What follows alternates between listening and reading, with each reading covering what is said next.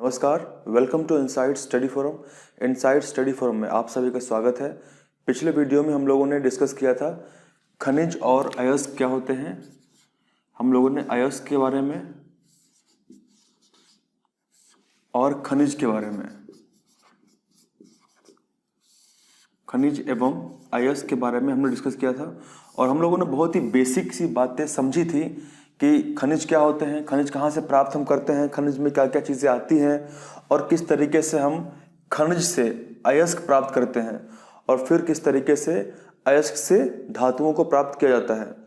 तो आज के वीडियो में हम कुछ बेसिक से डिफरेंस की बात करेंगे, यानी कौन कौन से प्रमुख अंतर होंगे खनिज में और अयस्क के अंदर, तो उनको देखेंगे। जो भी हमने कल पढ़ा था अयस्क में और खनिज के बारे में, अगर आप लोगों ने उसको देखा है तो आप लोग इजीली उसका डिफरेंस, उसमें अंतर स्पष्ट कर पाएंगे। लेकिन हम यहाँ पे कुछ तीन महत्वपूर्ण डिफरेंस को, अंतरों को समझते हैं कि कौन कौन से तीन प्रमुख अंतर हो सकते हैं। अगर आपके पेपर में क्वेश्चन आता है कि खनिज में और अयस्क में प्रमुख अंतर लिखिए, तो आप लोग जो है इसके अंतर लिख के आ सकते हैं। देखिए, सबसे पहली बात यह है कि उन प्राकृतिक पदार्थों को जिनके रूप में धातुओं के यौगिक पाए जाते हैं उनको हम खनिज कहते हैं। इसका मतलब क्या है कि सबसे पहली बात तो यह है कि जो खनिज होते हैं, मिनरल्स होते हैं, वो हमको प्राकृतिक रूप से कहाँ पे मिलते हैं? प्राकृतिक रूप से किसी चट्टान के अंदर या फिर किसी भी पर्टिकुलर क्षेत्र में, किसी भी मृदा में, किसी भी एरिया में हमको मिल सकते हैं। लेकिन हमको उसके लिए खुदाई करनी पड़ेगी, हमको उसके लिए माइनिंग करनी पड़ेगी, मतलब हमको उसके लिए खनन करना पड़ेगा और उससे हम खनिजों को प्राप्त करते हैं और उसमें हमको धातुओं के यौगिक प्राप्त होते हैं। दूसरा क्या है, खनिजों में धातु की जो परसेंटेज होती है वो पर्याप्त या फिर अपर्याप्त हो सकती है। यानी जो हमको खनिज प्राप्त हुआ है उसके अंदर जो धातु है, जो उसके अंदर मेटल्स होते हैं, वो हमको पर्याप्त या फिर अपर्याप्त मात्रा में, दोनों में ही प्राप्त हो सकते हैं। तीसरा पॉइंट ये है कि सभी खनिजों को धातु निष्कर्षण के लिए प्रयुक्त नहीं किया जा सकता है। इसका मतलब कि जो हमको खनिज प्राप्त हुए हैं, जो हमने माइनिंग की थी, खनिज प्राप्त हुए हैं, हो सकता है कि उन सभी खनिजों को धातु निष्कर्षण के लिए हम उपयुक्त नहीं मानते हैं, यानी सभी से धातु शायद निष्कर्षण ना किया जा सके, ठीक है। लेकिन अगर हम बात करते हैं खनिज की, तो खनिज जिनसे आसानी से कम खर्चे में धातुओं को हम प्राप्त कर सकते हैं उसको हम अयस्क कहते हैं। इसका मतलब कि वे खनिज, कोई खनिज है, कोई हमने खनन किया है, हमने खुदाई करी है और उससे हमको कुछ खनिज मिनरल्स मिले हैं, तो उन मिनरल्स में से आसानी से, बहुत कम खर्चे में और ज़्यादा कुछ टेक्निकल वर्क ना करते हुए अगर हम धातुओं को उससे प्राप्त कर रहे हैं, उस खनिज में से धातुओं को आसानी से प्राप्त कर पाते हैं, तो उसको हम बोलते हैं अयस्क। दूसरा पॉइंट है कि खनिजों में धातु की जो परसेंटेज मात्रा होती है, जो प्रतिशत मात्रा होती है, वो लगभग पर्याप्त होती है, लगभग, ठीक है। तीसरा पॉइंट ये है कि सभी अयस्कों को धातु निष्कर्षण के लिए प्रयुक्त किया जा सकता है। इसका मतलब कि जो हमको अयस्क मिली है, जो हमको और मिले हैं, उसमें से धातुओं को हम निष्कर्षण कर सकते हैं। अब इसको समझने के बाद, जो अभी हम लोगों ने पॉइंट्स को देखा है, समझा है, इसको समझने के बाद में एक निष्कर्ष हम निकाल सकते हैं आसानी से। वो निष्कर्ष ये हो सकता है, वो निष्कर्ष ये हो सकता है कि सभी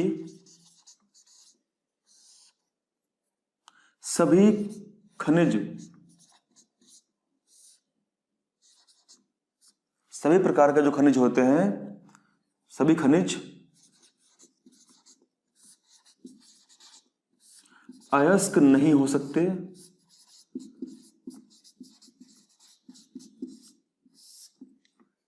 लेकिन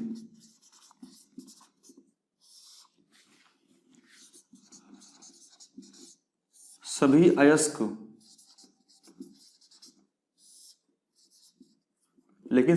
क्या हो सकते हैं? खनिज हो सकते हैं। सभी अयस्क खनिज हो सकते हैं।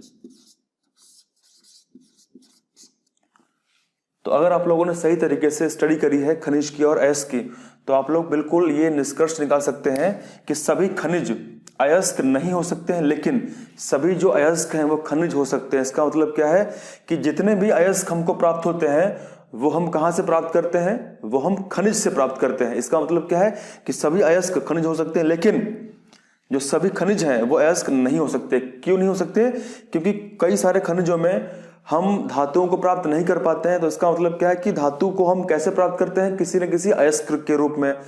धातु को हमेशा हम कहीं न कहीं किसी न किसी अयस्क के रूप में प्राप्त करते हैं। तो इसीलिए सभी खनिज अयस्क नहीं हो सकते, लेकिन सभी अयस्क खनिज हो सकते हैं। तो आप लोग इन सभी पॉइंट्स को ध्यान रखेंगे, और ये पॉइंट्स काफ़ी इंपॉर्टेंट आपके लिए हैं। आपके डीएलएड साइंस की जो किताब है उसमें, साइंस का जो सिलेबस है उसमें धातु अधातु जो अयस्क का जो चैप्टर है उसको हम डील कर रहे हैं, और हम कोशिश कर रहे हैं कि आसान भाषा में हम आपको सारी इंपॉर्टेंट इंफॉर्मेशन प्रोवाइड कर दें, ठीक है। और उसके लिए आप लोग वीडियोस को पूरा लास्ट तक देखा करिए ताकि आपको पूरा बेनिफिट मिले। तो अब हम बात करने वाले हैं, कल हम लोगों ने कुछ अयस्क के बारे में बात की थी, और आज हम बात करने वाले हैं कुछ अयस्क के एक लिस्ट है जिसके अंदर काफ़ी और इम्पॉर्टेंट अयस्क हैं जो कल हमने बात नहीं की थी, उनके बारे में आज हम बात करेंगे। जैसा हमने बात की थी कि जो अयस्क होता है, एक अयस्क से हम धातु को प्राप्त करते हैं। इसका मतलब जो धातुएं होती हैं वो कई अयस्कों से प्राप्त हो सकती हैं। इसका मतलब कि एक धातु का कोई एक अयस्क नहीं होता है, धातुओं को हम विभिन्न प्रकार के अयस्कों से प्राप्त कर सकते हैं। तो उसी के कुछ एग्जाम्पल्स को हम देखते हैं। कुछ महत्वपूर्ण धातु और वो कौन कौन से अयस्क से प्राप्त हो सकती हैं उनके बारे में समझते हैं। तो सबसे पहले बात करते हैं आयरन यानी लोहा यानी Fe। Fe हमको हेमेटाइट, लिमोनाइट, मैग्नेटाइट और आयरन पायराइट से प्राप्त हो सकती है। ये उनके केमिकल फार्मूला है FeO3, Fe2O3.3H2O, Fe3O4, FeS2। देखिए केमिकल फार्मूला एग्जाम के लिए उतने आवश्यक नहीं है, लेकिन एटलीस्ट आप लोग कम से कम धातु के और जिससे वो प्राप्त होती है उनके बारे में कम से कम 2 या 3 अयस्क जरूर ध्यान रखना, ठीक है। नंबर 2, जिंक की अगर बात करें तो जिंक हमको कहाँ से प्राप्त होती है? जिंक ब्लेंड से प्राप्त होती है, और जिंसाइट या जिसको हम जिंक रेड कहते हैं उससे प्राप्त होती है, और कैलामाइन, ठीक है, जिसमें कैलामाइन जो है वो बहुत पूछा गया है।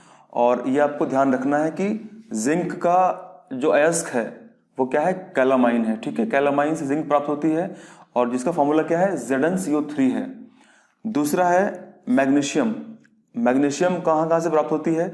तो मैग्नीशियम जो है वो कार्नलाइट, मैग्नेसाइट, डोलोमाइट और एस्बेस्टॉस से प्राप्त होती है, जिसमें से जो कार्नलाइट है और जो मैग्नेसाइट है और जो डोलोमाइट है, ये आपको ध्यान रखना है, काफ़ी इंपॉर्टेंट है ये। उसके बाद बात करते हैं मैग्नीज के बारे में कि मैग्नीज कहाँ से प्राप्त होती है, कौन सा उसका मेन अयस्क है, कौन सा उसका प्रमुख ओर है। तो मैग्नीज की अगर बात करें तो ये प्राप्त होती है हमको पायरोलोसाइट से, और जिसका फार्मूला है MnO2। मरकरी का जो प्रमुख ओर है वो क्या है? सिनाबार है। तो मरकरी हमको यानी जो पारा Hg ये हमको सिनाबार से प्राप्त होता है। सोडियम की अगर बात करें तो सोडियम कहाँ से प्राप्त होता है? रॉक सॉल्ट से प्राप्त होता है। दूसरा ट्रोना, तीसरा चिली सोरा, इसको हम बोलते हैं चिली सॉल्ट पीटर, और चौथा है बोरैक्स, इसको हम बोलते हैं सुहागा। क्या है ये बोरैक्स है। तो बोरैक्स जो ओर है, बोरैक्स यानी सुहागा जो अयस्क है, ये एक अच्छा अयस्क है किसका? सोडियम का। उसके बाद हम बात करते हैं पोटेशियम की। पोटेशियम कहाँ से प्राप्त होता है? फेल्सपार, सोनाइट और कार्नोटाइट। तो ये 3 इसके मेजर ओर हो सकते हैं। उसके बाद बात करते हैं कॉपर की। कॉपर की बात करें तो कॉपर जो है वो क्यूप्राइट से प्राप्त होता है। क्या है? क्यूप्राइट, और उसके बाद में कॉपर पायराइट। तो ये इसके 2 मेजर ओर हैं जहां से कॉपर प्राप्त होता है। उसके बाद बात करते हैं एसन। एसन का मतलब होता है टिन, ये टिन है। इसका जो मेन ओर है वो है कैसेटेराइट। क्या है? कैसेटेराइट। उसके बाद बात करते हैं एयू। एयू का मतलब होता है गोल्ड यानी सोना। गोल्ड जो होता है उसका कौन सा प्रमुख अयस्क है? कैलावेराइट या फिर सिल्वेनाइट। तो कैलावेराइट और सिल्वेनाइट से गोल्ड प्राप्त होता है। उसके बाद में एजी यानी सिल्वर। सिल्वर का जो मेन ओर है वो है रूबी सिल्वर, यानी रूबी सिल्वर एक इसका अच्छा अयस्क है जिससे सिल्वर प्राप्त होता है। उसके बाद बात करते हैं निकिल की। निकिल का मतलब होता है, निकिल जो है एक मेटल है, और हमारे जो अर्थ क्रस्ट है, अर्थ कोर है, और अर्थ का जो मेंटल है, हमारी अर्थ में 3 लेयर होती हैं। सबसे ऊपर की लेयर जहाँ पे हम बैठे हुए हैं वो क्या है, क्रस्ट है। उसके बाद बीच वाली मेंटल है, और फिर जो केंद्र वाली पूरा का पूरा जो भाग है उसका वो क्या है, वो है कोर। उसको हम आंतरिक भाग कहते हैं, कोर, केंद्र कहते हैं। तो केंद्र के अंदर आपको मिलेगा Fe और निकल, यानी लोहा और निकल पूरा भरा हुआ है और वो ठोस अवस्था में है। तो निकल का कौन सा प्रमुख अयस्क हो सकता है, वो है मेलेराइट। तो ये कुछ इंपॉर्टेंट अयस्क थे। अगर आप लोगों ने इन सारे ओर्स को सही तरीके से रिवाइज कर लिया और सबको सही तरीके से पढ़ लिया, ध्यान में रखा, तो मुझे लगता है कि इनसे बाहर क्वेश्चन बनने के चांस बहुत कम है, क्योंकि मैंने सारे इंपॉर्टेंट जो और थे उनको इसमें शामिल किया है। तो आप लोग इसको अपने नोट्स में ज़रूर लिखें, या फिर स्क्रीनशॉट अगर चाहें तो ले सकते हैं।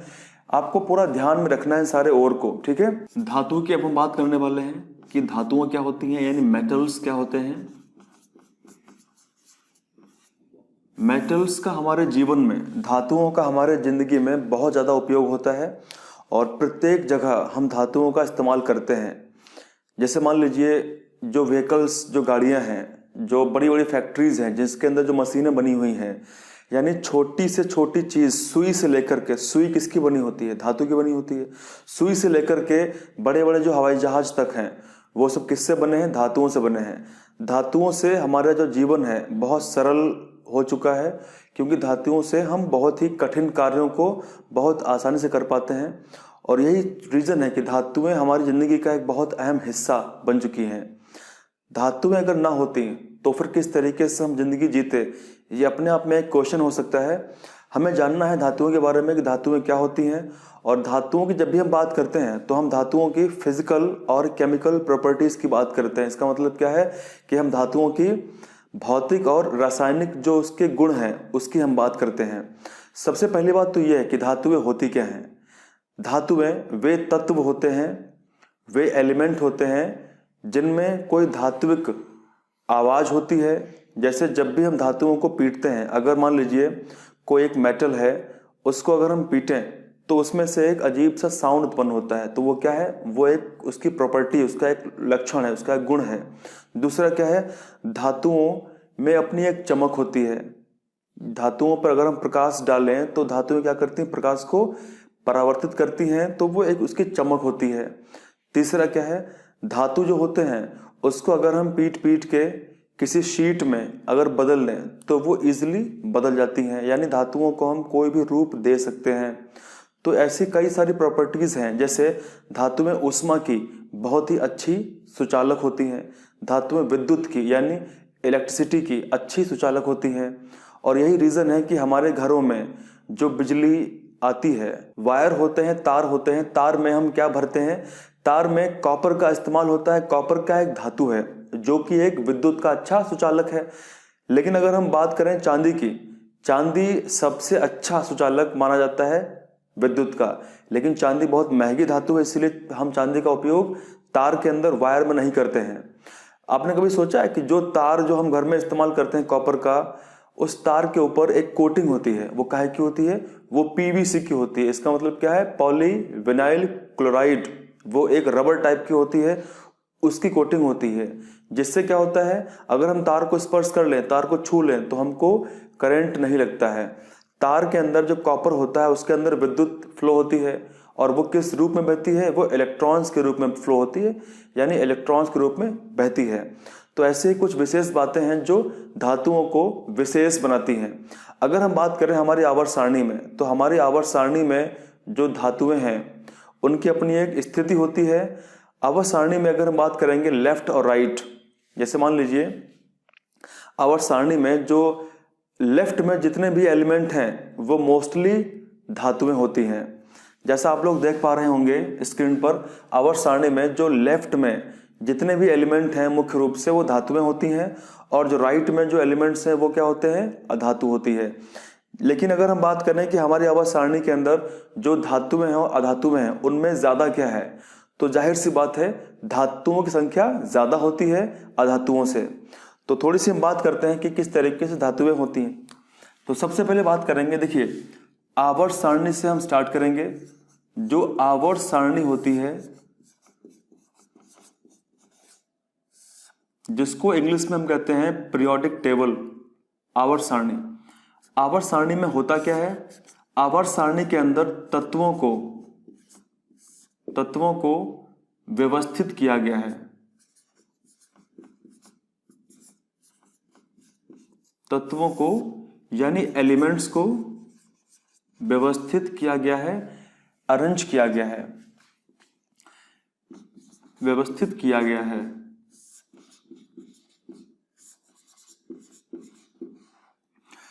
तो हमारी आवर्त सारणी के अंदर कुल कितने एलिमेंट्स हैं वर्तमान की अगर हम बात करें, तो वर्तमान की अगर हम बात करें तो वर्तमान में एट प्रेजेंट वर्तमान में कुल तत्व जो हमारे आवर्त सारणी के अंदर हैं वो 118 हैं। कितने हैं? 118 एलिमेंट वर्तमान में हमारी आवर्त सारणी के अंदर है। और इन 118 एलिमेंट्स में से अगर हम बात करें लगभग 92 जो तत्व हैं, लगभग जो 92 तत्व हैं, 92 जो एलिमेंट हैं वो प्राकृतिक रूप से प्राप्त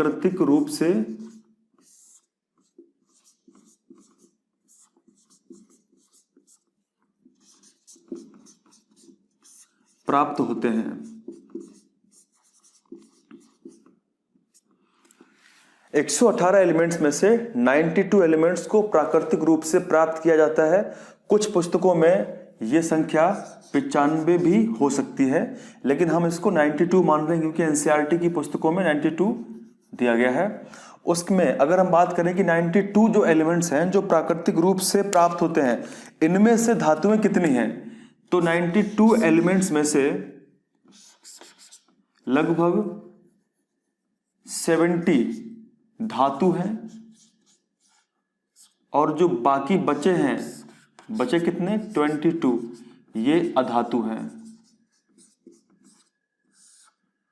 तो जाहिर सी बात है कि हमारे आवर्त सारणी के अंदर ज्यादा संख्या किसकी है? धातुओं की है। तो आज के इस क्लास में अभी हम लोग बात करने वाले हैं धातुओं के बारे में, और हम समझेंगे कि कौन कौन सी फिजिकल, कौन कौन सी भौतिक गुण हैं धातुओं के, और कौन कौन से केमिकल रासायनिक प्रॉपर्टीज धातुओं की होती हैं, उसको समझेंगे। धातुओं के महत्वपूर्ण जो भौतिक गुण होते हैं उनके बारे में बात करते हैं कि कौन कौन से इंपॉर्टेंट फिजिकल प्रॉपर्टीज धातुओं की होती हैं। और ये पॉइंट आपको पूरे ध्यान में रखने हैं क्योंकि ये पॉइंट आपके एग्जाम के लिए बहुत इंपॉर्टेंट है। तो सबसे पहले स्टार्ट करते हैं, धातुएं कैसी होती हैं? धातुओं की अवस्था क्या होती है? धातुओं की अवस्था ठोस होती है। तो धातुएं जो होती हैं वो ठोस के रूप में पाई जाती हैं। दूसरा क्या है कि अगर धातुएं अपने प्योर फॉर्म में होंगी, अगर कोई धातु अपने शुद्ध रूप में है तो वो चमकदार होगी, यानी वो शाइन करेगी। जैसे ही कोई उस पर प्रकाश पड़ेगा वैसे क्या करेगी? वो चमकेगी, प्रकाश को परावर्तित करेगी। और इस धात्विक गुणधर्म को, जो इसकी ये प्रकाश को, यानी जो चमकने वाले जो इसका गुणधर्म है, जो चमकने वाली प्रॉपर्टी है, उसको हम धात्विक चमक कहते हैं। यानी एक प्रकार से क्या बोलते हैं इसको हम? ये होती है लस्ट्रस, इसको हम लस्ट्रस कहते हैं। तो धातुएं कैसी होती हैं? धातुएं लस्ट्रस होती है, यानी चमकदार होती हैं। नेक्स्ट पॉइंट क्या है? धातुएं सामान्य रूप से कठोर होती हैं। अब इसका मतलब ये नहीं है कि जितनी धातुएं होती हैं वो सबके सब कठोर होती हैं, उसमें कुछ एक्सेप्शन हो सकते हैं। जैसे अगर हम बात करें एग्जाम्पल के रूप में, फॉर एग्जाम्पल सोडियम और पोटेशियम। अगर हम सोडियम की बात करें तो सोडियम सबसे सॉफ्ट, सबसे मुलायम धातु है, और पोटेशियम भी। अगर हम सोडियम को, पोटेशियम को अगर हम चाकू से काटें, अगर हम इसको चाकू से काटें तो ये चाकू से इजीली हम इसको काट पाएंगे। इसको हम हथेली पर रख के चाकू से धीरे धीरे काट लेंगे, इतनी सॉफ्ट धातु होती है ये। ठीक है, तो ये चाकू से इजीली कट सकती है। नेक्स्ट पॉइंट है, धातुओं को पीट कर हम पतली चादर के रूप में इसको बदल सकते हैं। और इस प्रॉपर्टी को, इस गुण को हम बोलते हैं आघात वर्धनीयता। क्या बोलते हैं इसको हम? आघात वर्धनीयता कहते हैं इस प्रॉपर्टी को हम, यानी इंग्लिश में इसको बोलते हैं मेलिएबल। यानी धातुएं कैसी होती है? धातुएं मेलिएबल होती हैं। धातुओं को हम पीट कर पतली चादर के रूप में भी बदल सकते हैं। अगला पॉइंट है कि धातुओं को पतले तार के रूप में भी हम खींच सकते हैं। और इस क्षमता को हम बोलते हैं तन्यता, यानी इंग्लिश में इसको हम बोलते हैं डक्टाइल। धातुएं कैसी होती हैं? धातुएं डक्टाइल होती हैं। तो धातुओं के अंदर प्रॉपर्टी डक्टाइलनेस होती है, यानी इनको हम पतले तार के रूप में भी खींच सकते हैं। और इसका सबसे बड़ा जो एग्जाम्पल है, जो उदाहरण है, वो है सोना। वो एग्जाम्पल क्या है? सोना है, यानी गोल्ड है। गोल्ड का सिंबल क्या होता है? गोल्ड का जो सिंबल होता है वो क्या होता है? आप लोग कमेंट करके तुरंत बताइए। गोल्ड का सिंबल क्या होता है? सिल्वर का सिंबल क्या होता है? पारे का सिंबल क्या होता है? पोटेशियम का सिंबल क्या होता है? इन सब के बारे में बताइए। अब देखिए, सोने को अगर हम बात करें, सोना अगर 1 ग्राम सोना है, ठीक है, अगर 1 ग्राम गोल्ड है, तो 1 ग्राम सोने को हम इतना खींच सकते हैं, इतना खींच सकते हैं कि वो हम 2 किलोमीटर तक उसको खींच सकते हैं। इसका मतलब क्या है? कि बहुत ज्यादा डक्टाइल होता है। धातुएं कैसी होती है? मेटल्स डक्टाइल होते हैं। तो 1 ग्राम सोने को हम 2 किलोमीटर तक लंबा खींच सकते हैं, इतना डक्टाइल सोना होता है। तो उसको आप ध्यान रखेंगे। धातुएं उष्मा की सुचालक होती हैं, यानी जब हम धातुओं को उष्मा प्रोवाइड करते हैं, यानी अगर कहीं पे उष्मा दी जा रही है, आग जल रही है, और वहां पे अगर धातुओं को हम रख देते हैं तो धातुएं जल्दी गर्म हो जाती हैं। इसका मतलब क्या है? कि धातुओं के अंदर जो उसके मॉलिक्यूल्स होते हैं, जो उसके अंदर जो उसके अणु होते हैं, वो आपस में ऊष्मा को ट्रांसफर करते रहते हैं। अगर हम ऊष्मा की बात करें तो ऊष्मा मुख्य रूप से 3 प्रकार से ही ट्रांसफर हो सकती है। पहला प्रकार है चालन, दूसरा प्रकार है संवहन, और तीसरा प्रकार है विकिरण। अगर हम बात करें धातुओं की, धातुएं ठोस होती हैं, तो ठोस में, धातुओं में जो ऊष्मा का ट्रांसफर होता है वो चालन विधि से होता है, वो कंडक्शन से होता है, ठीक है। और कंडक्शन में मीडियम की आवश्यकता पड़ती है। विकिरण के अंदर जो होता है उसमें मीडियम की आवश्यकता नहीं पड़ती है। और विकिरण का जो उदाहरण है वो क्या है? सूर्य है। सूर्य से जो ऊष्मा आती है वो किसी माध्यम से नहीं आती है, इसीलिए उसको हम विकिरण कहते हैं, ठीक है। तो 3 तरीके से ऊष्मा ट्रांसफर हो सकती है, विकिरण से, संवहन से और कंडक्शन यानी चालन से। तो इसके आगे हम बात करते हैं, धातुएं उष्मा की सुचालक होती हैं, यानी गुड कंडक्टर ऑफ हीट होती हैं। दूसरा है इनका जो गलनांक होता है, गलनांक को हम बोलते हैं मेल्टिंग। कोई भी धातु होगी तो उस धातु का अपना एक मेल्टिंग पॉइंट होता है, यानी उस पॉइंट पर, ऐसे बिंदु पर जब धातु पिघली हुई अवस्था में पहुंच जाती है उसको बोलते हैं मेल्टिंग पॉइंट, उसको बोलते हैं गलनांक, ठीक है। तो अगर हम एग्जाम्पल से समझें कि कौन सी धातु का सबसे ज्यादा गलनांक होता है, तो यहां पे आप लोग देखिए, एग्जाम्पल की बात करते हैं कि कौन सा सबसे most melting point, most melting जो पॉइंट होता है वो किसका होता है। तो इसका एग्जाम्पल है टंगस्टन। टंगस्टन धातु का जो मेल्टिंग पॉइंट होता है, गलनांक बिंदु होता है, वो सर्वाधिक होता है। और वो कितना होता है? वो 3414 डिग्री सेल्सियस होता है। यानी इतना तापमान इसको जब दिया जाएगा तब यह पिघलेगी, तब यह मेल्ट होगी। दूसरी अगर बात करें खासकर टंगस्टन के बारे में, तो जो टंगस्टन धातु है इसको पहली बार पहचाना कब गया था? 1781 में इसको पहली बार पहचान लिया गया था as a new metal, as a नई धातु के रूप में इसको 1781 में पहचान लिया गया था। और उसके बाद में इसको 1783 में एज ए न्यू मेटल प्राप्त कर लिया गया था, एक नई धातु के रूप में प्राप्त कर लिया गया था। तो ऐसा है टंगस्टन। और आपको सबको पता है कि टंगस्टन का इस्तेमाल, हमारा जो बल्ब पहले होता था उस बल्ब के अंदर हम फिलामेंट के रूप में इसका इस्तेमाल करते थे। आजकल का जो बल्ब आते हैं, यानी आजकल जो हम बल्ब इस्तेमाल करते हैं वो होते हैं एलईडी बेस्ड बल्ब, ठीक है। तो इसका काफी बार क्वेश्चंस भी पूछे जाते हैं कि बल्ब के अंदर फिलामेंट के रूप में किसका इस्तेमाल होता है, तो वो किसका होता है इस्तेमाल? दैट इज टंगस्टन का इस्तेमाल होता है। उसके बाद अगर हम बात करें कि चांदी और तांबा यानी सिल्वर और कॉपर जो होते हैं वो ऊष्मा के सबसे अच्छे चालक माने जाते हैं। इनको हम बोलते हैं कि ये गुड कंडक्टर ऑफ हीट हैं।